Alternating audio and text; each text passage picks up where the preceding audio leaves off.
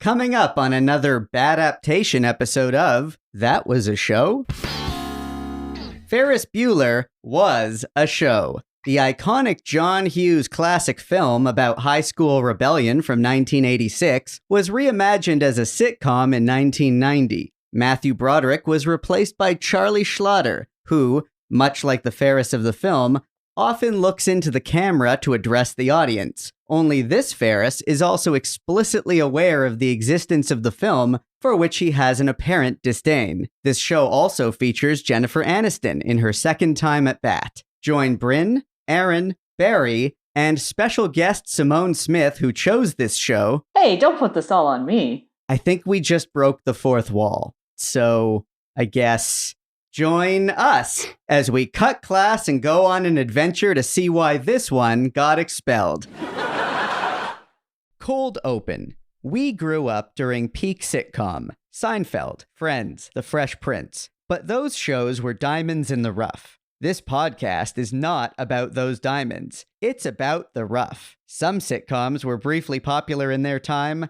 Some were canceled almost immediately. You probably won't recognize most of these, and you'll ask, that was a show?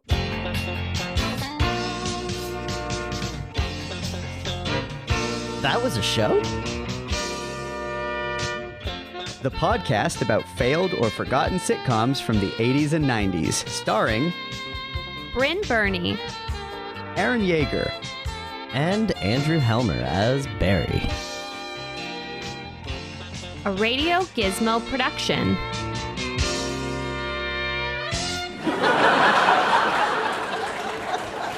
Welcome to the program, Simone. I am really mad at you for making me watch this. I'm mad at myself, man. Yeah. Well, We all knew. Like, there's We no knew. way Yeah. we knew. Yeah, we all like knew what we were getting into here. yeah. So before we get into talking about the show, this is actually a bit of a milestone. This is our 40th episode of That Was a Show. And Wow, yay us. I would like to officially introduce our special guest co-host to the audience. Simone Smith is a Canadian Screen Award-winning film and television editor with a ridiculous number of credits. In addition to being a friend and fellow sitcom fan, we've actually collaborated on a couple of film projects, so we've experienced her incredible talent firsthand. Simone, welcome to That Was a Show. Thanks so much for having me. And for that really nice intro. I'm So, blushing. I've got a few brief interviewee style questions for you to kind of help everyone get to know you a little bit better. So we'll start off with a fun, simple one. What's your favorite sitcom from the 80s or 90s? I mean, I was raised in the Church of Seinfeld. It Yeah. was always on in my home. Yeah. And I feel like you can like Seinfeld and you can like Friends, but you are truly in your core either a Seinfeld or a Friends person. And so yeah, I am of the Seinfeld religion. Perfect.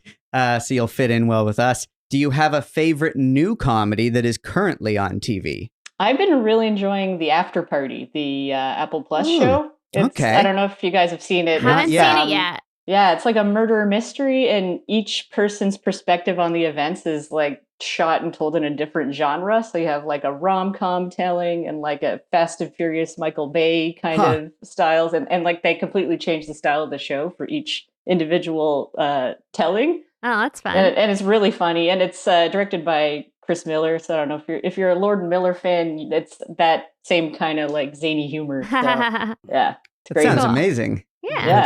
It's on my list. I'm very excited to watch Yeah, that. we got to check that out. Well, I'll definitely check that out. Maybe tonight. And here's a question more specifically about your work. Have you ever worked as an editor on a TV comedy series? He asked rhetorically, as if he doesn't already know that you did. Yes, I actually worked on a spinoff, so this is extra Yay. well suited. Yeah, I was an editor on Strays, which was the spinoff of Kim's Convenience.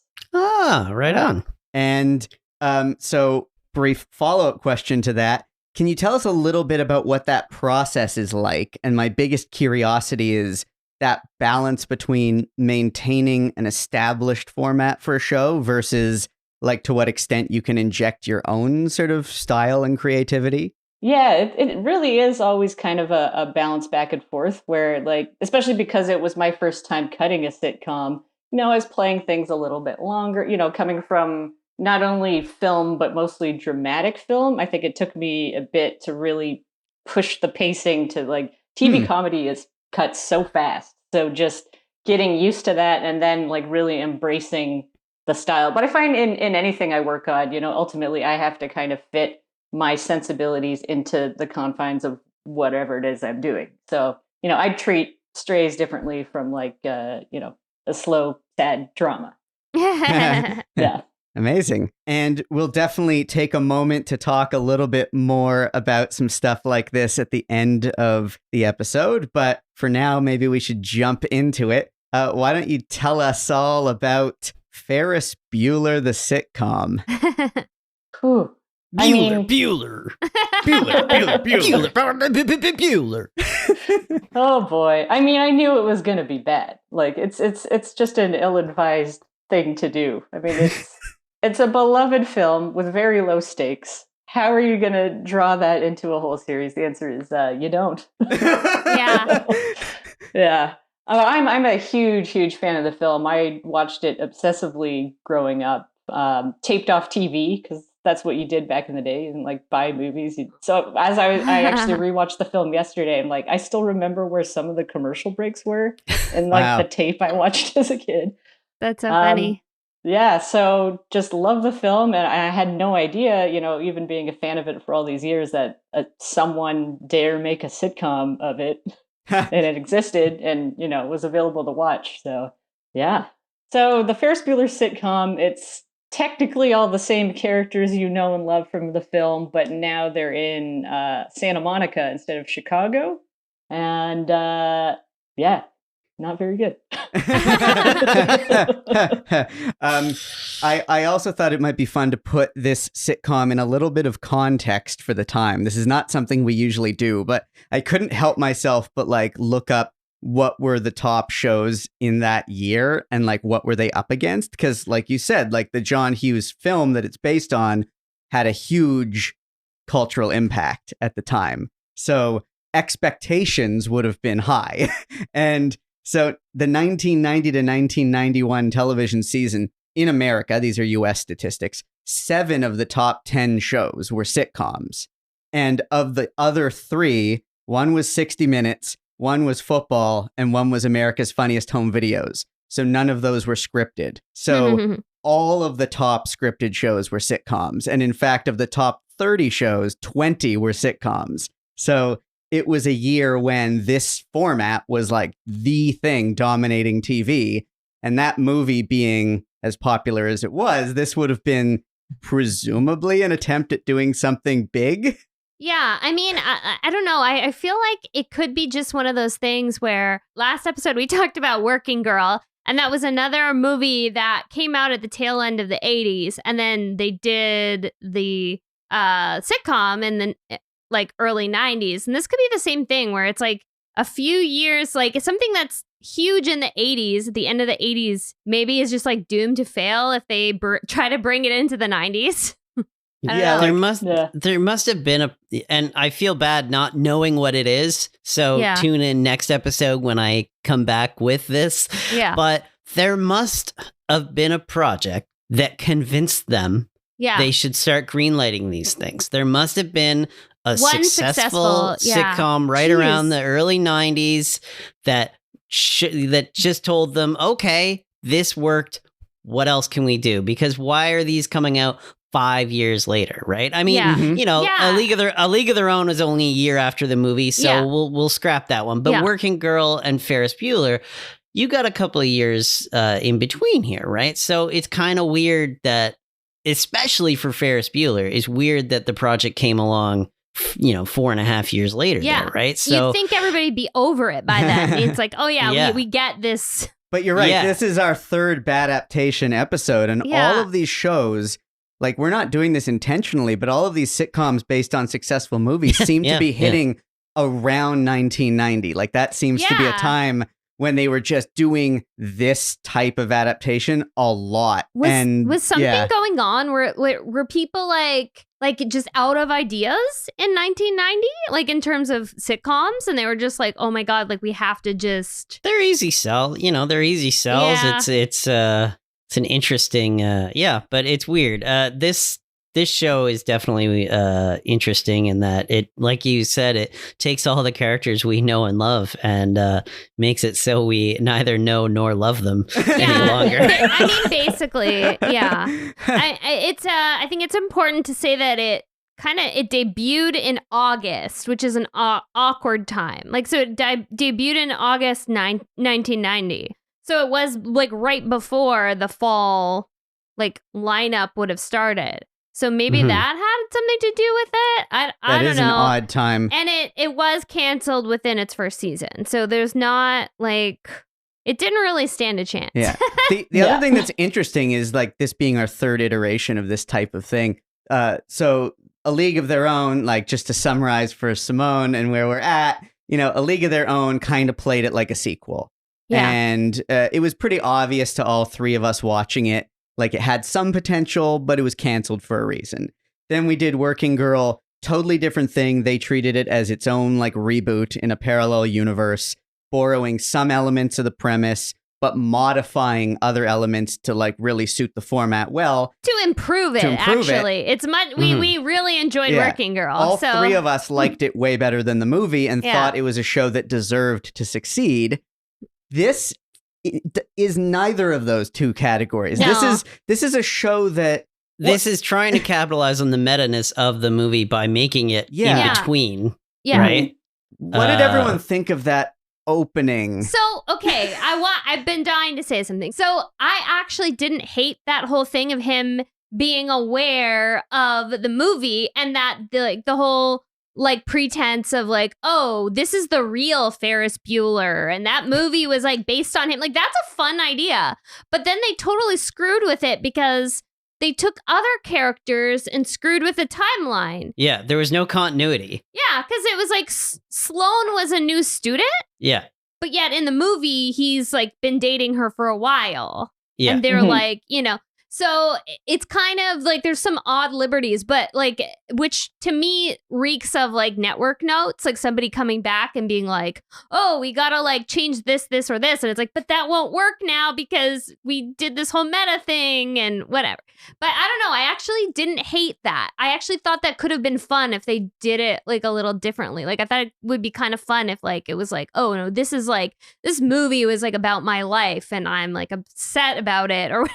Like, maybe if honestly, if it felt like there was so little thought given to it, except for they thought it would be funny for that one joke. Yeah. But it's never referenced again. Right. It's never referenced again. It isn't referenced in the other episode we watched. He hasn't met Sloane yet, so it's kind of weird. Like, it's just sort of, and also like, I don't want to say bad taste, but like, it's really tacky to like, to chainsaw the cutout of Matthew Broderick. It'd be one thing if for some reason, in the 5 years it had intervened, for some reason, maybe Broderick got canceled or something. But like, he was a beloved actor and you were an inferior performance. So don't pretend like it was earned for you to do this. Like, you're a nobody. You're an absolute nobody. And you are taking a chainsaw to one of the most iconic performances of the 80s. I thought it was funny that he calls him white bread and then proceeds to be the most like white bread guy ever. Yeah. Ever. Yeah. I wanted to say he's like waspy. He's like I had a problem with that casting. I'm gonna have to do a drinking game every time you say somebody is waspy. I know, I say waspy a lot. I have a problem with the original Ferris Bueller was like kind of this countercultural icon because he seemed to be rebelling against the times that he was living in and kind of speaking to, I think, what later became identified as a Gen X thing, but like a certain kind of alienation to the corporate world and to the working world and the idea of school just being something that like sets you up for the same jobs that their parents had and a certain cynicism. And everything about him felt like, okay, he's going against the grain of the system. And this guy feels like he is absolutely the most kind of conformist, preppy, like privileged, like not rebellious at all. Other than he just cuts class. He just cuts class. Otherwise, he's like just totally a conformist. And he's a dick. Yeah, he is. To everyone. He's manipulative and he's scary. Like, my biggest note that kind of got Aaron laughing was he walked in the room while I was watching and I said, is he Ferris Bueller or is he Patrick Bateman? It's true. I had that too. He was terrifying. Like, I thought he was actually like a psychopath. Like, the way he was manipulating the situations was not, it was more in a sinister way, in my opinion. Like, he was like fully like putting on a complete fake persona, not like, oh, I'm trying to pull off a fun scheme. It was like, no, I will like be the puppet master to get Sloane to like me. And he doesn't seem to actually like Sloane because he makes fun of her a lot. Yeah. He has no interest in her as a human being, nor does the show itself. No, it's like, oh, she's pretty, and I'm just going to like, manipulate things so that she's just around me, and like, it's creepy and terrifying. Go ahead, Bateman is a great reference on that, because I like honestly watching this, it just over and over and over again hammered home what a great performance Matthew Broderick gives. Yes. Because what a tightrope he's walking. What a tightrope he's walking, which is exactly what the phrase is, but I had to repeat it twice. For the people listening at home, you're hearing us describe this, some sociopathic behavior from this Ferris Bueller character. You're probably thinking to yourself, well, that's in the movie. Because it is. It is. It absolutely is. He is manipulative and conniving, and he does toe a really weird line. But because of Matthew Broderick, we're on his side. He's charming. He does manipulate Sloane and Cameron in the movie, but we see that he truly cares about them. So it's okay. There are people to him, not just like things to like bend to his will. Like it's... Yeah. So my exact note, I didn't write down Patrick Bateman, but I put a few of these similar types of comparisons. I had him as a selfish narcissist that's kind of a pairing of Eddie Haskell crossed with Dennis from It's Always Sunny. And then later I also had to write down dollar store Zach Morris. Yep. Who is himself a dollar store Ferris Bueller.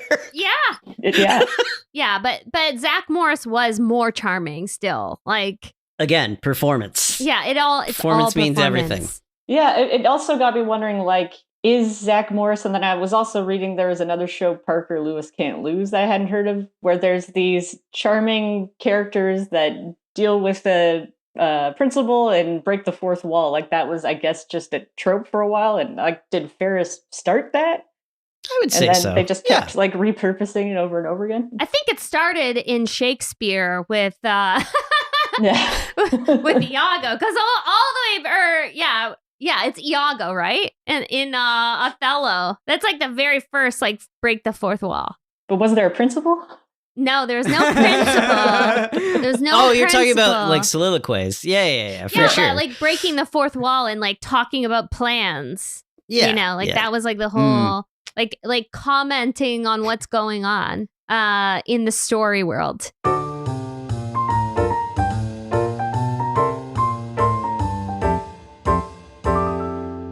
I was just like, I don't know if any of these people outwardly insulted their audience like the Ferris Bueller in the show does. Yeah.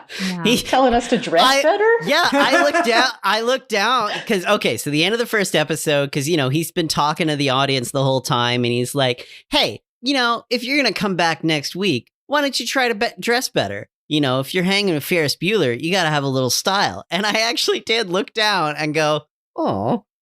Yeah. And you know what, though? He doesn't dress as cool as Ferris in the movie. Nope. Ferris in the movie is like, awful. Yes. Ferris in the movie is like a hipster. He's got that fun vest and stuff. And like, he's got like a bit of swagger. This guy's wearing a leisure suit. Yeah, no, this guy is wearing like, in the first episode we watch, he's super preppy. So it's like boring. Yeah. It's like the boring preppy look of the early 90s, late 80s. And then in the second episode, he's wearing kind of a fun, like sweatshirt that is like the color blocking thing that's like iconic 90s, but it is still very preppy. It's still what the like cool jock guys would wear. And I'm like, meh, like not for me. Like we need like a hip, like cool, counterculture Ferris Bueller. Yeah.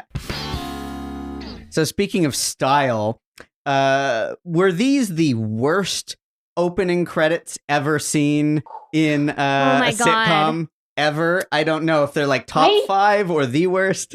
I don't understand why they did it on blue screen. He's walking through a door. Just have him walk through the door. Yeah. They had the money to license Beach Boys songs. They couldn't I know. Not every week. Not every week. Not every week. But they These are my second least favorite titles we've ever watched. The first being Davis Rules. Yeah, it was basically like, we have this blue screen, we gotta use it, we gotta so it's like him pointing to things and like nauseating. It's really triggering. It's like, oh my God. And the again, we already kind of referenced the score, the Bueller. Bueller. Ferris Bueller. The only lyrics in the so for the audience to understand, the opening music of this show, the only lyrics in it is the name Ferris Bueller being repeated over and over again at varying rhythms and speeds.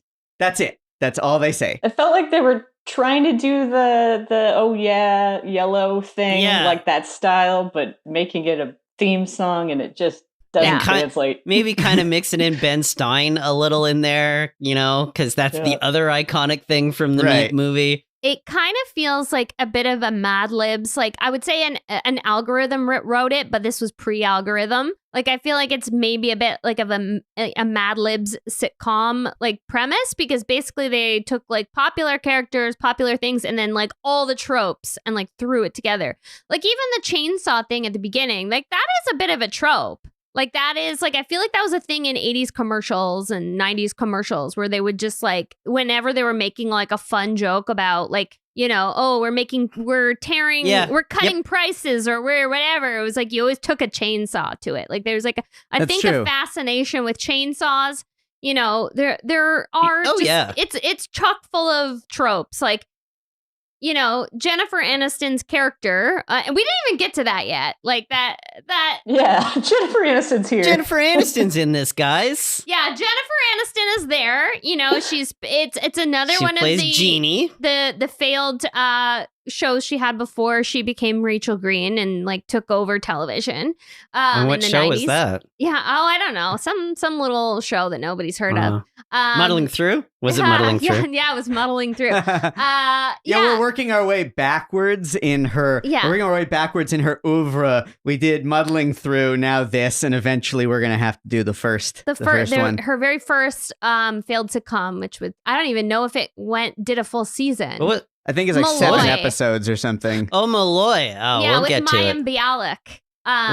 We'll see y'all in season 11. Yeah, exactly. But yeah, like I think she did a good job. Like but it's like not a good part. Like it's like the same as the Jennifer Grey character in the movie. It's like a tropey, bitchy older sister. Like that is very much like an 80s trope. It's like there's always like the bitchy teenage sister who's just like for no reason at all just like hates her younger brother, and like obviously there's he sucks. I know he sucks. I'm just saying that is like a trope of like this time I got it. Yeah, this time I get it. I'm like on her side. He's a piece of shit. He is torturing her.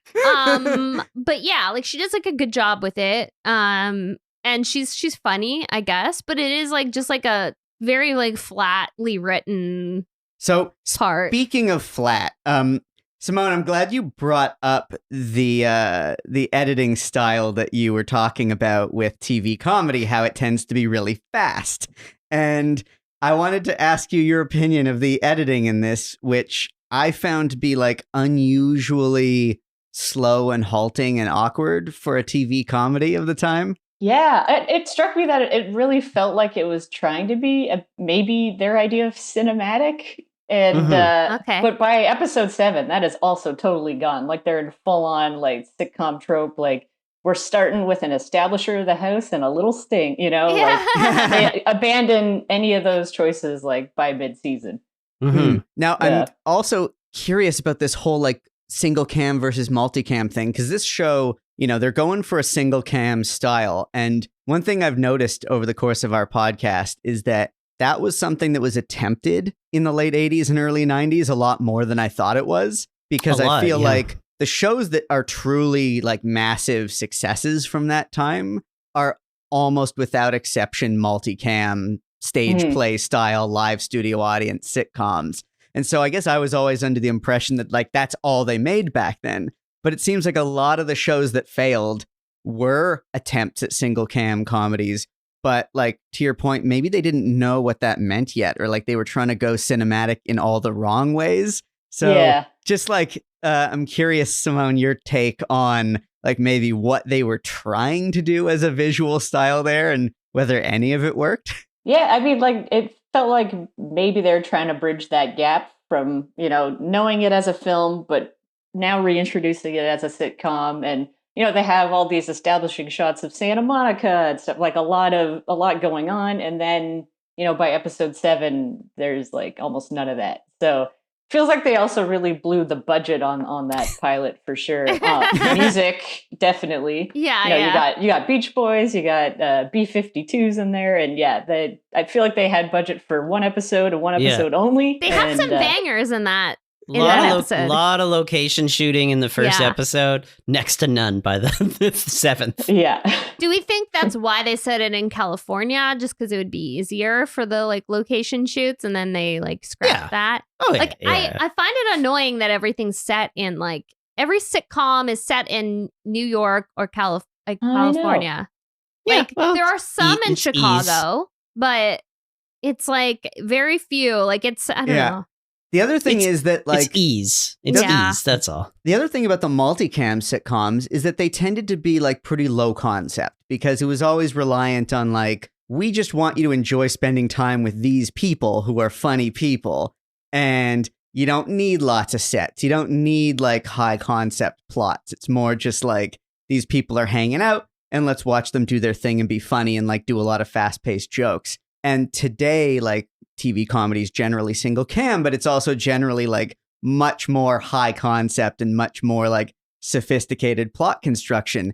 This show strikes me as something that would have worked better as like, let's keep it low key, let's keep it low concept, because what is the premise? It's just like a guy who likes to cut class a lot. Like there's not enough to it to warrant trying to go cinematic. Well, he's a schemer, and you want to keep the fourth wall breaking, which really, obviously that works on stage, but it doesn't necessarily work when you're doing it in a 3-camera sitcom. You don't see it as much. So how do you do it, right? Like there are some examples I can think of that managed it, like the sitcom Titus, which starred Christopher Titus, had the fourth wall breaking where he talked to the camera. The rest of the show was multicam. Those were always done on a set. So with, just single cam. So it works, but you got to put a lot more effort into it. So I think I don't think you can make a Ferris Bueller show and cut out the concept of him talking to the camera. And I don't think you can do that in a multicam as successfully. Yeah. Good point. That's fair. Especially within scenes, sometimes part of the reaction is just like throwing the eye line to camera and then back to the scene. Yeah. Right? Yeah. So going back a bit to the idea of like this Ferris's personality and how much of a dick he was. One of my notes was like after the kiss, the wench line, and also the thing of him convincing her to carry his books and saying he has a bad back, and like even manipulating, he's an asshole.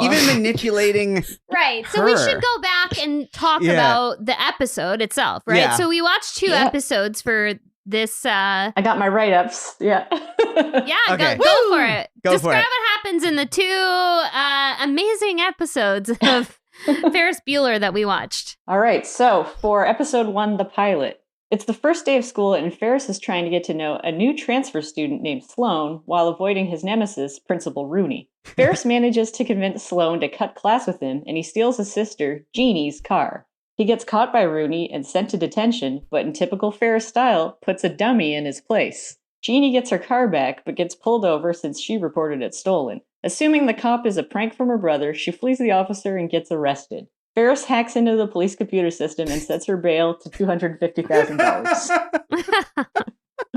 So he's a hacker Yeah, in he's this a world hacker, as well. apparently. He's also a hacker, yeah. Yeah, which, I'm sorry, that was another Matthew Broderick movie. Ferris Bueller wasn't in War Games. Like, come on. Yeah. Although he does hack for the number of days absent That's in the true. movie. That's true. He does. Yeah, he does do that. There's some light hacking. It's within his skill set. Yeah. Absolutely. I love how being a hacker in 1990 meant literally just having access to a computer. Yeah. Yeah, I mean, That is but correct. again, if you were an early '90s hacker, you'd be more of like you'd either be like more of a nerd or a countercultural type, like a kind of an early cyberpunk. But he is like neither of those. He's still got all the hallmarks of a like kind of preppy popular douche. You know, like he's got all the hallmarks of like who's the kid from Growing Pains? Mikey. Yeah.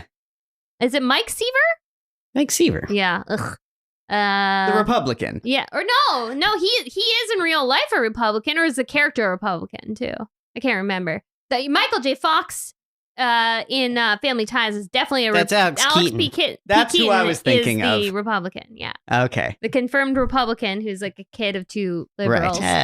Yeah, that wasn't as much of a loaded concept as it is now. Yeah. Fair enough. Yeah, back then it wasn't quite as divisive. I guess it was, but like we weren't alive, so or if we were like tiny babies. Did anyone else find the decor in his bedroom really odd? I actually thought it was like a close enough approximation. It was a decent discount version of the movie set. Yeah, it was fine. It was fine. I didn't really notice the set design. Maybe it's just too long since I've seen the movie. Does he Yeah. have like a massive Union Jack in the movie? Oh, that was weird. Yeah. The Union I think Jack so. was weird. Yeah, he does. He Okay. does. Oh, he does? Okay. Yeah. I would say that's probably a punk thing. Yeah, maybe. Yeah. Yeah, new wave kind of thing. Yeah. But then make him a punk. You know? Sex Pistols. Right. This Then make him a version of punk. Yeah. with as much hacking as he does in this and all the other things, like I can't in any way ever seeing this Ferris like learning something. Yeah. Like when did he become a hacker? How did he even have how did he even free an afternoon up like from scheming to actually learn how to be a computer whiz? Yeah, I don't even know. You know? True. Yeah. I mean, give me a jean jacket and long hair or something. Like, at least give me superficial markers that would A rat's suggest tail that or he's like something. radical. Come Did on. anybody notice? Maybe it was me just reaching, but I felt like they dressed Sloane like Ferris. Like Sloane had the little like vest and like the the vest white tee combo that Ferris wore, and like yeah, kind of. yeah. Okay, so you brought up so after they kiss, Ferris Bueller does like one of his like look to cameras things, and she trips and he's like, oh, she's a wench. She's klutzy, but a wench. The only thing I could think of Like, what is does that in a even weird, mean? but in Like, a what are weird you- way, I'm like, did wench briefly become something else in the 80s? Because Yeah. that time didn't seem Isn't that like an he insult? was. Yeah, he didn't seem like he was using it that way. That's what your servers called at medieval times. Yeah, it's a salty barmaid. Yeah. It seemed, I don't know. Maybe it was briefly cool. Maybe a wench was cool. I don't know. So, Because the way he uses it feels like it was like maybe we just missed some slang. Maybe I found it quite I hope so. off-putting, but I Yeah. don't know why. It's a great word. I wish we had repurposed it, Let's bring it back. to get one less. Yeah, like one less. You take it back. We need one less insulting word. It's got a great sound to it. Another trope to mention is like, of course, like a weird rivalry between a teenage boy and an adult. In this case, it's a principal. But like, I mean, that is like a huge 80s trope. But we've seen it in other forms where, Sure. like when we watched It's Your Move, there was like the weird rivalry between Jason Bateman's character and David Garrison's character. Dennis the Menace. Yeah, like there's like these weird rivalries where like a child, let's be honest, a child and a fully grown man are like going toe to toe in like a cat and mouse game, and it's just Tracy, what was that all about? Tracy Flick and Matthew Broderick again in Election. Later on in Election, yeah. So one of my favorite things about Rooney in this is that Rooney in this is played by Richard Reel, replacing Jeffrey Jones, he famously as as Principal Rooney. For geeks out there, Richard Reel also replaced the male authority character in the Buffy the Vampire Slayer TV show, replacing Donald Sutherland as her watcher Merrick in the show. So I found it was weird that they were just like, who can we get to replace this iconic movie actor? character, yeah. And then they were like, I don't know, what about this other iconic actor who likes to, Reel. who comes to play these things? He keeps it real. And let's get serious. He wants to jump to conclusions. Yeah, well, I was going to mention that later in the spinoff. Well, I didn't mention it yet. You didn't give me a chance, Well, you can still bring it up later. I didn't say nothing. Well, I didn't say what it was from. He's your go-to like generic authority figure that pisses people off just by but he's also silly. He's silly. He's also somebody as somebody who works in finance. He's also somebody that works in every single office. Yeah. He's just that guy in an office who's like miserable and like about to have like He's the first guy to show up at like whenever there's birthday cake. Yeah, whenever there's birthday cake and he's about to like snap like on somebody if they ask him too much about what he's doing with his day and or is that just his office space character? I guess. Anyway. So you guys mentioned the trope of the cat and mouse game between the student and principal. The other trope, I think, that's kind of an offshoot of that with the high school principal in sitcoms is that they always seem to like devote a good chunk of their time to like desperately trying to discipline one or two particular students. Like, it's as if there's very little else going on administratively in their jobs, that like a school that probably has over 1,000 kids, they're usually like pretty much just setting their sights on that one person who's pissing them off, as if like they don't have to like do anything else. Like it doesn't quite make sense that they would even be this aware of the comings and goings of any particular student. But yeah, it's funny you mention that. It's like he's obsessed. Yeah, it's funny you mention that because actually that does segue really nicely into episode 7, which actually in some way deals with exactly that from his character. Fair enough. Fair enough. That was a show. We'll be right back after these messages. Hey, honey, why haven't you eaten your toast? I don't know. I guess I'm just sick of this regular, boring peanut butter. Well, maybe it's time we make our meals an adventure. Whoa, what's this? Wonder nut butter? Try it. Wow, it's good. It's spiced, but not spicy. You're such a witty and precocious child. Spread the world with Wander Nut Butter's internationally inspired flavors. It's made with only peanuts, spices, and salt, and no added sugar. Try every flavor of Wander Nut Butters today. I don't know. That kid sounded a little old. Really? I thought it was pretty good casting. That commercial failed to mention that Wander is based right here in Toronto, Canada. Or that you can eat Wander Nut Butters as a healthy snack, like, adding it to a smoothie. Also, there are 3 flavors available, inspired by spices from India, Morocco, or Thailand. I really liked the Moroccan peanut butter on toast with apricot or peach jam. I've tried Wander. It's delicious. It looked so enticing. These ads really work. You can even cook with it, like if you're making a soup or a sauce. We've been talking a really long time about this commercial. Yeah, wait. Is this meta? Are we part of a commercial? Is Wander a sponsor if that was a show? All I know is that our listeners can get a 15% discount when they order Wander Nut Butters online at tastewander.com/twas. That's taste, WANDER.com/TWAS and use the coupon code TWAS15 at checkout.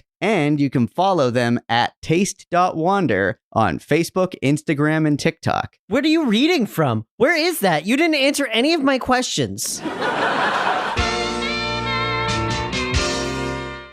Okay, Simone, why don't you set us up for episode 7? All right. Episode 7. Sloane is obsessed with astrology and drags Ferris to a book signing with a psychic. The psychic warns him that he has a black aura and will have bad luck until his planets are in retrograde. Or out of retrograde. Is it in retrograde or out of retrograde? I don't know anything about that stuff. I don't know. Sloane, taking it seriously, decides she should avoid Ferris until the curse is lifted. Cameron and Jeannie are rehearsing lines for the school play, and Ferris's parents are going to write their wills, causing some marital strife. When Rooney catches Ferris impersonating him on a phone call, he brings Ferris to his office to officially expel him. An earthquake hits town, trapping everyone. Ferris is stuck in Rooney's office, and his parents are trapped in an elevator with a chicken mascot, and the situation brings all three pairs closer together. That's a great way to summarize it. Now, of course, the psychic was right that Sloane should avoid Ferris, just for very different reasons. Yeah. It was nice by episode 7 to learn a second thing about Sloane. I know. Yeah. Yeah. But and like the way that at the beginning of the episode, he was basically, talking smack about her. He's like, oh, she likes psychics and stuff. I'll just pretend I like it because, like, it's not even enough for him to be like, oh, my girlfriend's like into this thing, which I think is, he could like tell her to her face that he thinks it's kind of silly, but like he's so manipulative that he like pretends. Yeah. But then he sort of believes it because he starts to think that he's cursed after this like reading. But I feel like, that's again, we're heavily into tropes. Like I feel like psychics and things like that were definitely a trope in 80s and 90s. Well, they still are. Yeah, they still are. Classic comedy. People having a curse. And then, of course, being trapped in an elevator, like characters getting trapped in elevators together or getting trapped in a room together. Like that's always. According to the 90s, elevators were like very prone to problems. You're just bound to being stuck. Like, you're just like at some point it's inevitable that you're going to be stuck in an elevator with someone that you either don't like or you have tension with. Like there's always just going to be, Yeah, and 10% of the time someone will pee in the corner of the elevator when they're stuck there long enough. Yeah. I've been stuck in an elevator and it was quite dramatic and somebody did indeed pee in the corner of the elevator. Whoa. I'm sorry. I need to hear more about this. Sometime. Whoa. Okay, put everything else on hold. But that's another podcast. Oh boy. I'm not, trust me, can't I'm not. Can't it be this one? No? Well, maybe off the record. Oh boy. I mean, I do enjoy like how that trope, like they did that in The Office, in an episode where Dwight, like, he he gets stuck in the elevator with Pam because Pam basically, like, she's pranking him. I remember that. Yeah, and then he pees in the corner to establish a pee corner, and he won't stop drinking water because he's got like the big like backpack water bottle thing. Yeah.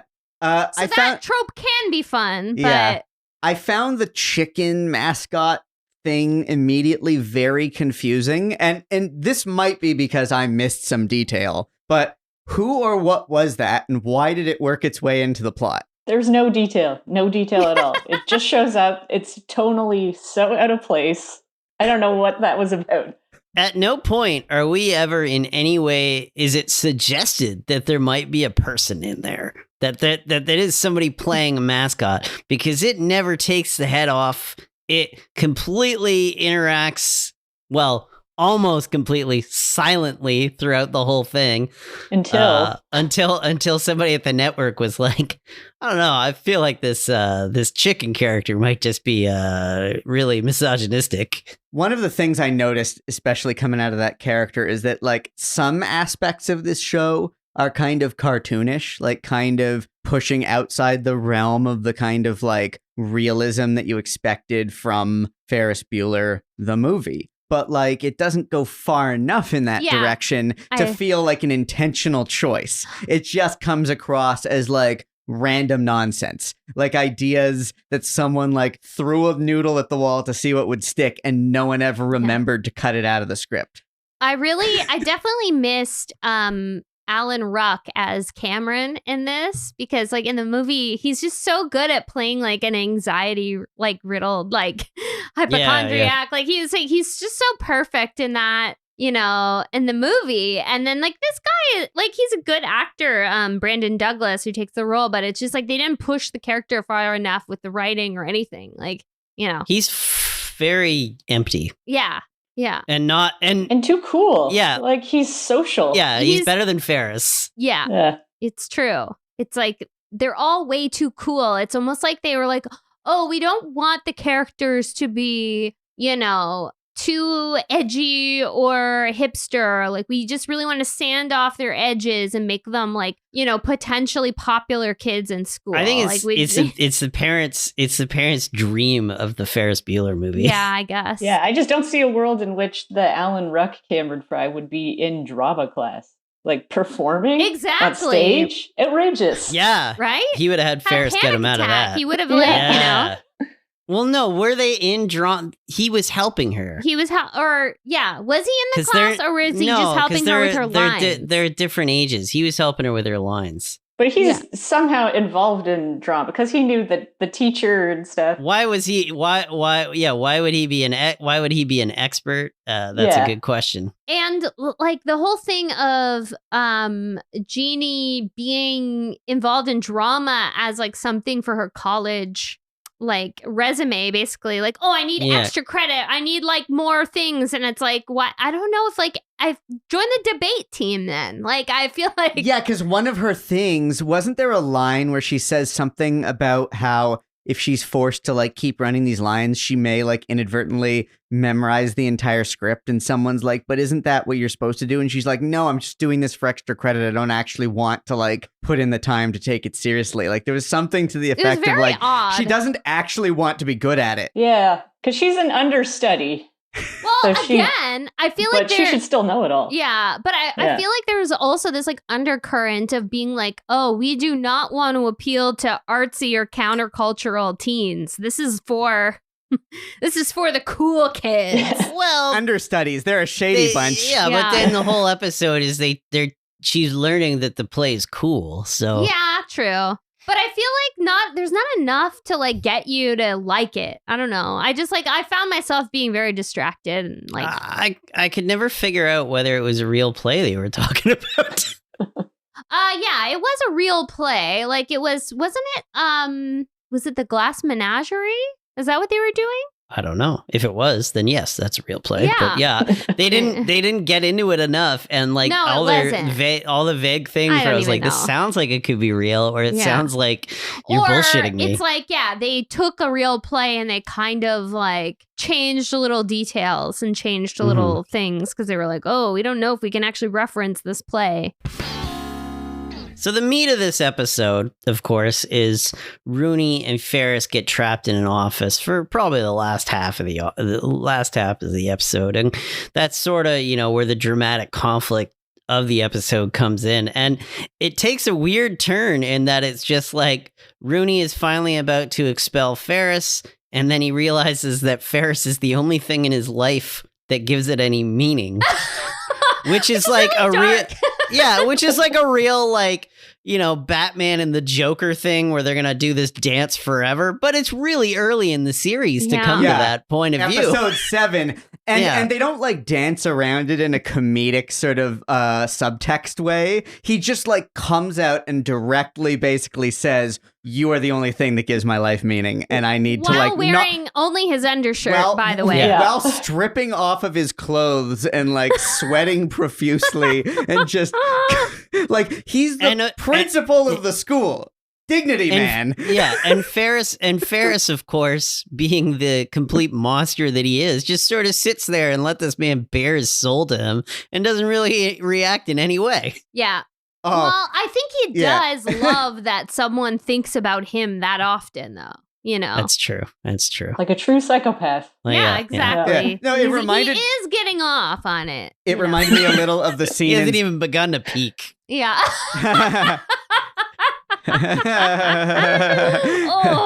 It reminded me in like not a funny way though of the scene in Seinfeld when Newman's interrogating Jerry at the post office for like perceived mail fraud, but the hot lamp is entirely over him. So he's the Like one who's like sweating. sweating profusely and getting really intense. And Jerry's just sitting back, feeling light and breezy and sipping a soda. And it was like that sort of thing where like they were having two very different experiences from each other being locked in this office. And it didn't feel like there was thought put into like an emotional arc or like revelation that's coming out of this interaction, because it didn't even feel like they were in the room together. It's almost like the principal might as well have been running lines with like just some stand-in to help him get through the scene. That would actually explain Ferris's performance. I mean, perhaps this boy was the stand-in and then they just left him in all the scenes. Charlie Schlatter, the stand-in. Yeah. Sorry, Charlie Schlatter. I mean, he wasn't bad. Sorry, devoted listener Charlie Schlatter. Yeah, exactly. He's not listening to this. Yeah, he's a devoted listener. So, Simone, one thing that we do frequently on this show that you may have noticed is that we call out these specific tropes that we discover in these shows and kind of build on this growing library of sitcom tropes that we're developing. So, do you have any thoughts on that, like that we haven't identified yet, like tropes that you'd like to officially label? I don't know. Like, yeah, you've already touched upon the principal cat and mouse thing, which I think is like the major trope here. And I feel like the show could have done with more tropes, even. Like, at least that would have been something. Yeah. It would have had some flavor. We had the elevator. Yeah. We had the elevator. There's a trope. Yeah, the elevator. Yeah. Yeah. I feel like getting two regular characters to kiss by rehearsing a play is a trope. Yeah. That is. Oh, yeah. It's a trope and also like a shameless ploy employed in real life, I'm sure. But I feel like there's something there with like the older sister that hates the quote unquote nerdy friend, and then they end up kissing or making out. Like that's a thing. Secretly, like there's a secret romantic spark between two characters who are supposed to hate each other. That's definitely like a 90s trope. For sure. I feel like there's something in the relationship between the parents, but I can't quite put my finger on it. That particular dynamic, like that we see at the sort of breakfast table, and the dad, maybe something around the fact that like the dad seems to be like dodging interaction with his family or something like that. Yeah, the distant father behind a newspaper trope. There you go. Boom. Yeah, there you Boom. go. There you go. there you go. There you go. That's what it is. That's what we'll call it. You're right. Who needs tropes when that's just real life? Yeah. But you remember when like people used to read newspapers while they ate their breakfast and drank coffee and weren't like scrolling on a phone? Like that's still a thing at my mom's house. My mom gets the paper every day and reads it while she eats breakfast. There you go. Keeping print media alive. Yeah.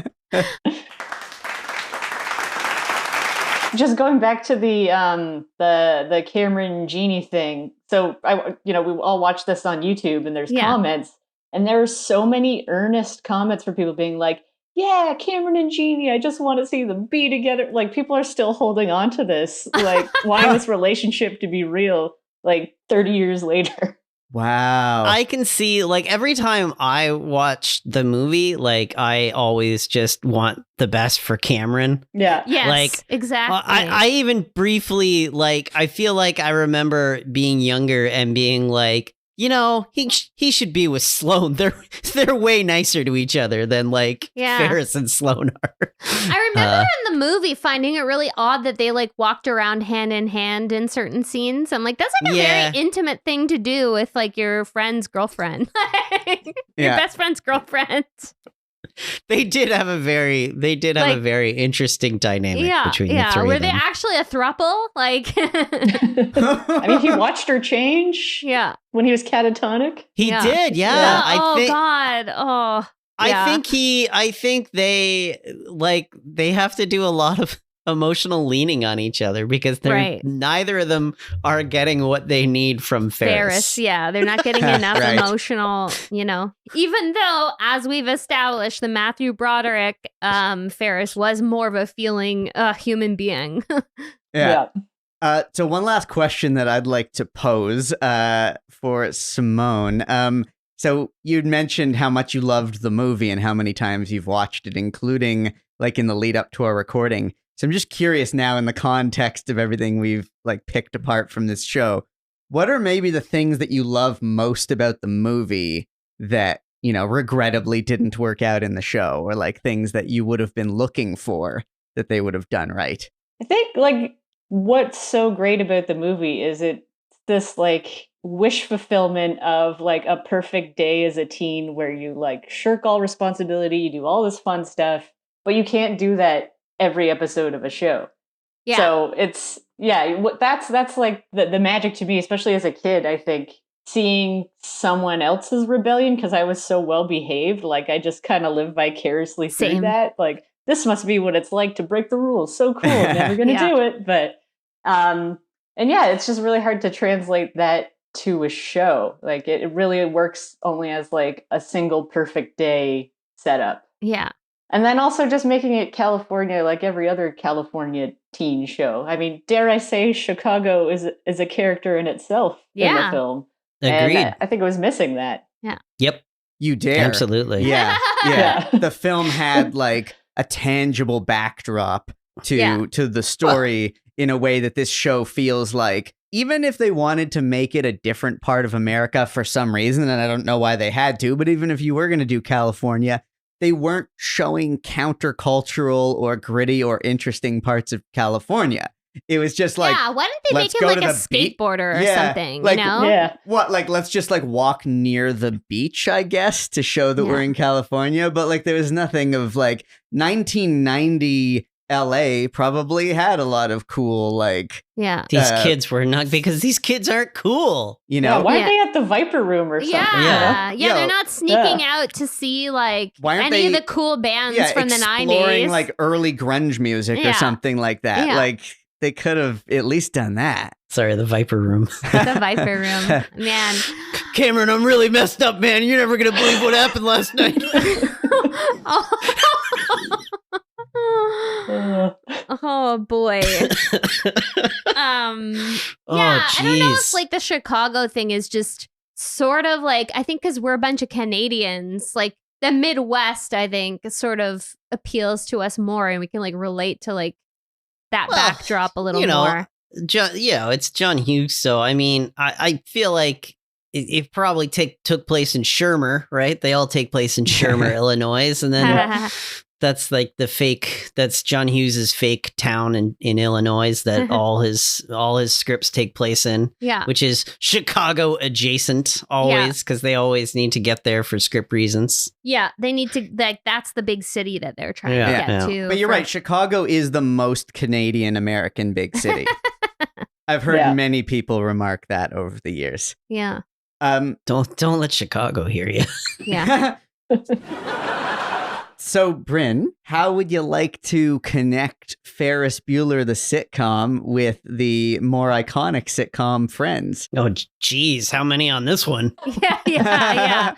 I mean, the biggest obvious glaring thing is that Rachel Green herself, Jennifer Aniston, was on this sitcom. So it's right away, the whole entire show is like 1 degree from Friends. I think it's kind of funny, Simone, that you mentioned the whole Church of Seinfeld.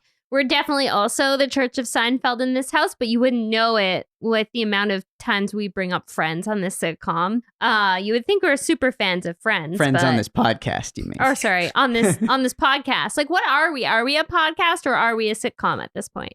But yeah, I mean, there are several other connections. Firstly, there's Christine Rose, who plays Barbara Bueller, so Ferris and Jeannie's mom. So she had a recurring role on Friends as Bitsy Hannigan, which was, guess whose mother-in-law? Phoebe Buffay's mother-in-law. Another Phoebe Buffay connection. Oh, does she play Rudd's mom? Paul Rudd's mom, that character. So another mom. She plays a lot of moms. Like, if you look at her IMDb, she's all full of kind of like uppity mom characters. So that's One Degree as well.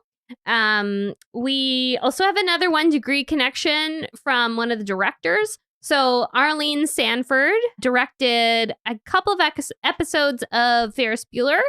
She also was one of the listed directors from Friends. And we love to spotlight a woman director on this podcast.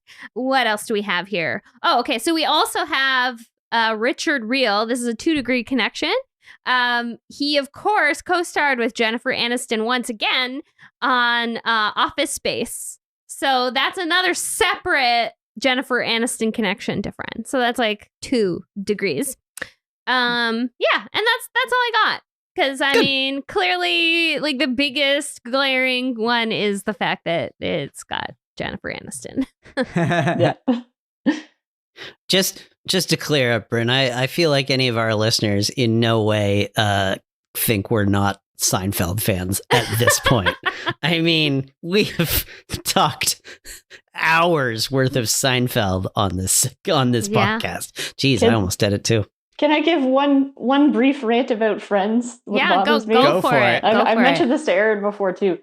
They do not feel like New Yorkers to me. These are Californians. No, they are. 100%. Absolutely, they are. It is not a New York show. Yeah. No. They're the one thing, like Rachel, like in the later seasons, she's so tan all the time. And I feel like New Yorkers are like not that tan. That's like I lay out in my like LA backyard. How are you going to tan?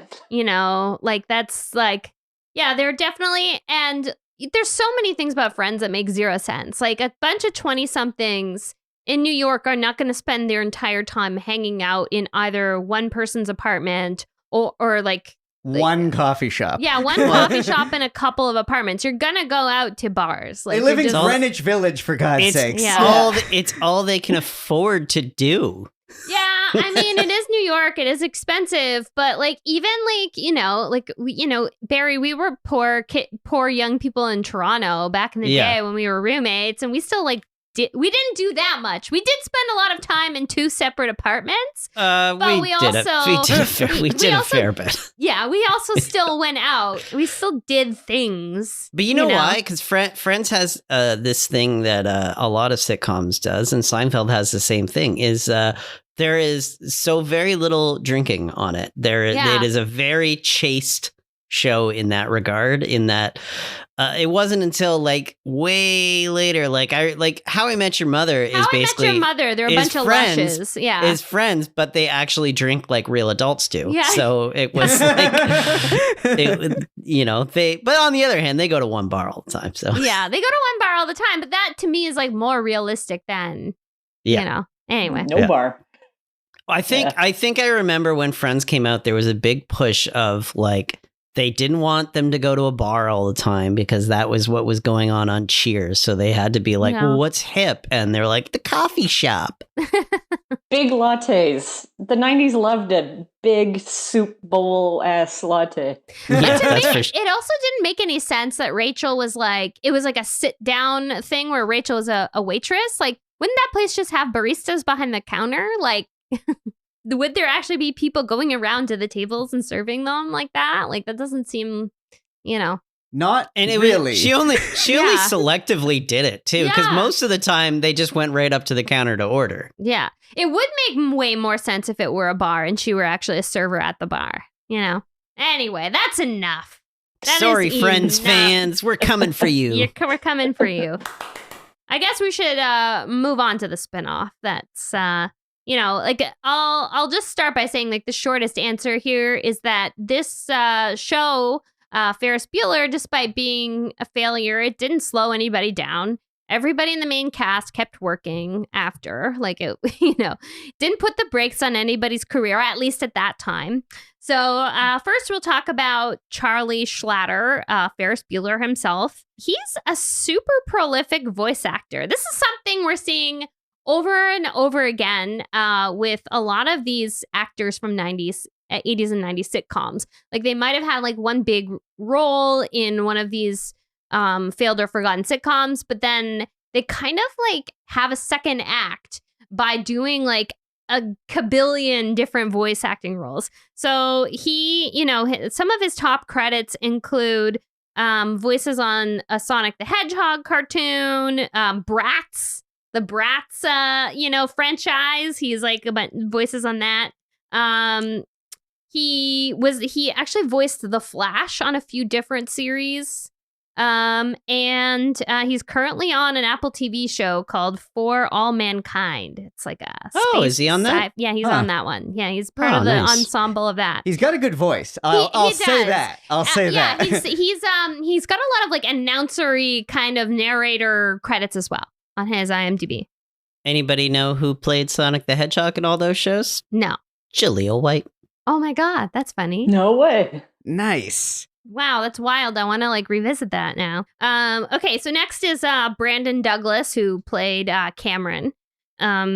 So he had a few recurring roles on pretty iconic 90s shows, including 90210, Dr. Quinn Medicine Woman. He hasn't really done much after 2005, and it's one of those things where I've become very fascinated by this now. Now I like want to do not a whole nother segment, but I'm very like interested about these people who actually leave show business. Like there are 1,000 reasons to leave show business. It's not an easy life for anyone, but like I'm always so curious like what they end up doing after. So I was kind of cyber stalking Brandon Douglas like earlier today, and I couldn't really find anything. So Brandon Douglas, if you're out there and you're listening, maybe you would have found something if you were a better hacker. Yeah, exactly. Yeah. I'm not quite the he's living off the grid. I'm a pretty decent social media stalker, but like I'm not quite the hacker that this Ferris Bueller was. Okay, so Amy Dolenz, who played Sloane in the Ferris Bueller sitcom, was, actually the daughter of Mickey Dolenz. So Mickey Dolenz of the Monkees. So that's kind of a fun trivia fact. She looks like nothing like him whatsoever. But yeah, she was in quite a bit of 80s teen movies and like leading up to this sitcom. Like she was in was it Can't Buy Me Love with what's his name? McDreamy or whatever. So she's been in quite a few things in the 80s. She was also in quite a few, and this is kind of funny because going through everybody's IMDb, I saw a lot of people participating in other Twas shows. So other shows that we've covered. She was in an episode of Teen Angel, and she was also in an episode of Saved by the Bell, The College Years. So that's kind of fun. Yeah, so I also cyber stalked her a little bit too, and it looks like she moved to Canada. So Amy Dolenz, if you are listening as well, you're not listening, but if you are, we want you on the podcast. We want to talk about your experiences on these failed or forgotten sitcoms. We also have one of the writers, Steve Pepin. He wrote for Get a Life. So there's like a lot of connections to other previous shows that we covered. Sam Freed, who played Bill Bueller, played a bunch of different characters on Law and Order. So it's that funny phenomenon we kind of touched on last episode where, it's a known thing where you can like guest star on Law and Order a bunch of different times and play a bunch of different characters. So he has that in his background.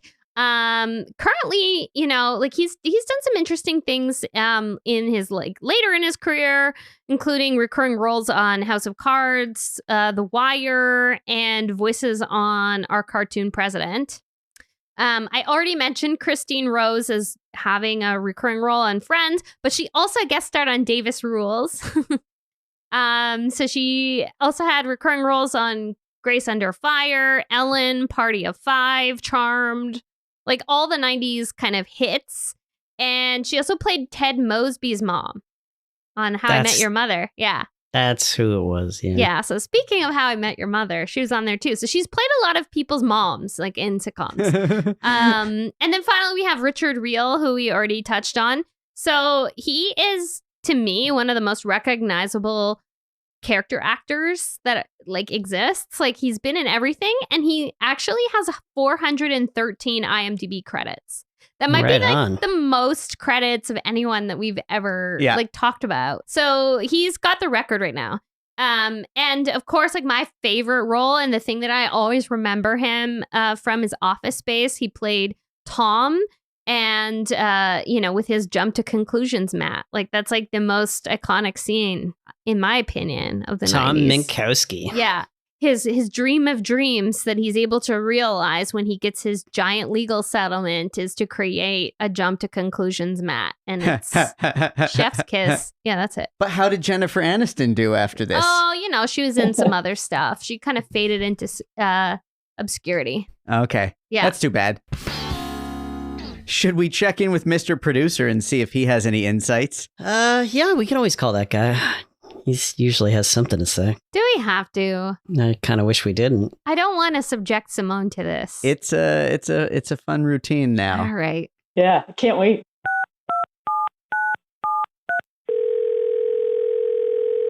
Mr. Yeger, what can I do for you today? Oh, hello, Mr. Producer. Well, today we're talking about Ferris Bueller.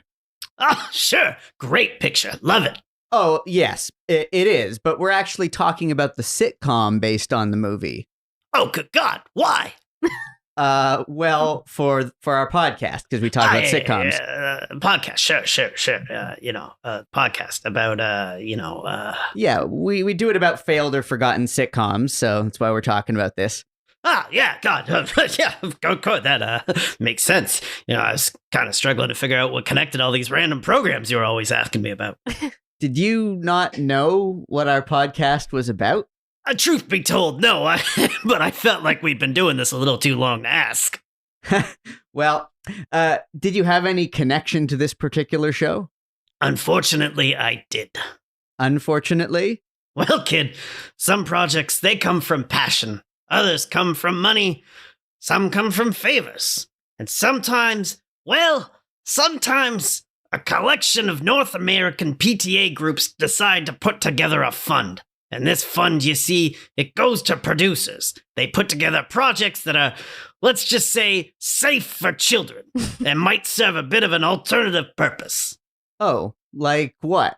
Well, you see, the movie Ferris Bueller, that charming little bastard, he influenced a hell of a lot of kids. Suddenly, it was cool to skip school. It was cool to torment your principal. Cool to steal cars. Cool to play an impromptu lip-sync performances. It was goddamned chaos. So the parents, you see, they put together a project like this one with its own goal. Which was? Well, that was to make the Ferris Bueller character as unlikable as possible, so absolutely no teenager would ever want to emulate him. Oh, well. Mission accomplished, right? Yeah. This is not my finest moment. Well, thank you for joining us and giving us that insight. Always a pleasure, kid. All right, you take care. I mean, that's pretty dark that there was this whole conspiracy that, informed this. I wonder what else they were. Yeah. Jeez, what other shows? Yeah, like what other shows did they sand the edges off of? Did they interfere or have a part in It's Your Move, do you think? Definitely. Oh, for sure. For sure. Definitely. Yeah, they definitely did. They must have came in. It's that whole lobby, the PTA lobby. The PTA groups. It's propaganda. Yeah. I guess we'll do the leftovers if anybody has anything that they would like to add from their notes. So I don't know if you looked up any reviews of this, but I saw a newspaper clipping from when the show premiered, and it was the same week as Fresh Prince and the Uncle Buck spinoff on CBS. So this was an NBC show. So you had two different John Hughes spinoff sitcoms premiering at the same time on different networks. Oh my God. Wow. And It's both bizarre. up against The Fresh Prince, which was a good show. Yeah. Yeah. It's funny because the reviewer was like, there could be something to this Fresh Prince. We'll see. Like, they weren't totally sold. I don't know about this William Smith guy. Wow. Well, that's interesting. My one last note that I didn't get to. So at one point I wrote down but how does he get the limo? And, they do explain it sort of, but like... Oh, they explain it. Yeah, he does favors for people and they owe him favors in return. So it seems like a lot of his character operates on that sort of basis of like, he's always doing hookups for people, making connections, fixing problems. He's like this powerful go-to fixer that not only all the other kids in school go to apparently, but like random adults from out in like the world, like out in the city. So there's just like a whole host of people who owe him favors that he can call upon, and he like manipulates everything. But I guess my problem with that is like there's no even like minor attempt to explain how he pulls that off. Like, from where does he derive these connections or this magical charisma that he's able to do this? And also I had a note about that like scene about that random kid who almost gets expelled just like by proxy, and it just felt like such a shoddily put together scene, because like Ferris Bueller himself seems to be like getting away with things constantly, and this one kid who like just sort of knows him, I guess, was going to get expelled for that, like to make an example out of him in that thing on the stage. Yeah. Weird. Yeah, I wasn't paying attention to that scene nearly enough to care. It seems like the nerdy kid? Yeah, he comes from Screech. Yeah. He comes back a lot. Yeah. Yeah. I feel like they throw expulsions out like willy-nilly in this world. But like Ferris Bueller had a remote control that made the stage break open and the principal fall through the floor. Yeah, that is a violent and act. he didn't get in trouble for that. Yeah. And he showed up late. So when was he setting this up? Like, you would have need like, a good hour to install it before the whole thing began. He had a stage guy. Probably, got him Billy Joel tickets or something. Right? Yeah, exactly. Yeah, I can't imagine adults, let alone teenagers, trusting this kid because he's clearly an undercover cop. Like, Simone, the reference to getting Billy Joel tickets, is that like, you think he's like Damone from Fast Times? Like, he's got like, all the hookups to all the can. I actually watched the episodes twice because they were so confusing. I'm like, surely I'm missing details. Yeah. So one thing I gleaned on my second viewing, because I was really confused where this fake lawyer came from, that he brings in to like negotiate him out of suspension. Right. Yeah. And he's like, I'm not a real lawyer. I'm like, well, then who is this guy? And then he says, well, thanks for the Billy Joel tickets. Like, I guess that's their loose connection. Why couldn't he have been a lawyer? Like, it would have made more sense if he had done a favor for a lawyer. By saying he wasn't a lawyer, I immediately needed to know more. Yes. Because who was he? Yeah. Was he an actor? Was he like, come on? Any other leftovers, Simone? So also on the editorial side, so the editor of the pilot edited 4 episodes of the Uncle Buck spinoff as well. Huh. Oh, that's interesting. Yeah. Busy time. He also did Seinfeld, The Wonder Years, like tons of stuff at the time. In demand. Yeah. Wow. Very interesting. Speaking of the Church of Seinfeld, Simone, do you have a favorite episode, or would you like to pick any episode that you think is like a funny comparison as to something that like works so much better than this? One episode I really loved as a kid was the one where Kramer's buttering himself up all the time. It's truly bizarre. Yeah. The visual of Kramer as the turkey. waving always the wing makes me going, giggle. hey, buddy. Yeah. Always makes me giggle. That's funny. I know a lot of people who love that episode. Yeah. I think I latched onto it as a kid, and then it just stayed my favorite episode. And I think that was like the later seasons too, where it got a little bit like weirder, zany, which I appreciate. That's a season 9. Yeah. Yeah. My favorite part of that episode is the very beginning with the mustaches. Yeah. And that banter of like, what is Holland? It's a country next to Belgium. And who are the Dutch? No, that's the Netherlands. George, Holland is the Netherlands. Then who are the Dutch? Yeah. Yeah. A vacation from ourselves. Yeah. What did you say that we were doing these mustaches for again? A vacation from ourselves? That was a fun show to talk about. I don't know how much it was a show, but it was a fun thing to talk about. Yeah. More fun than watching the show. That's for sure. Much more fun. Yeah. Yeah. Characters are way more likable. Simone, did you have anything to plug, or is there anything you can tell us about that you've been working on recently? Yeah, so I just wrapped up on a show for Amazon Prime called The Lake, which is Amazon's first ever Canadian original scripted series. Amazing. And it's super funny. They haven't set the release date yet, but I've heard summer 2022, so stay tuned for that. Awesome. Very cool. Less so on the comedy side. I'm just wrapping up on a film right now called Float, although it's starring Andrea Bang of Kim's Convenience. Awesome. But Nice. it's a romantic drama, and she's fantastic in it. She's really solid actor. And that'll hopefully be coming out later this year as well. Amazing. Well, I'm excited to see both of those things. That sounds great. All right. Well, thank you so much for joining us to chat. Thanks so much. Yeah, thanks for having me. This is really fun. Cut to credits.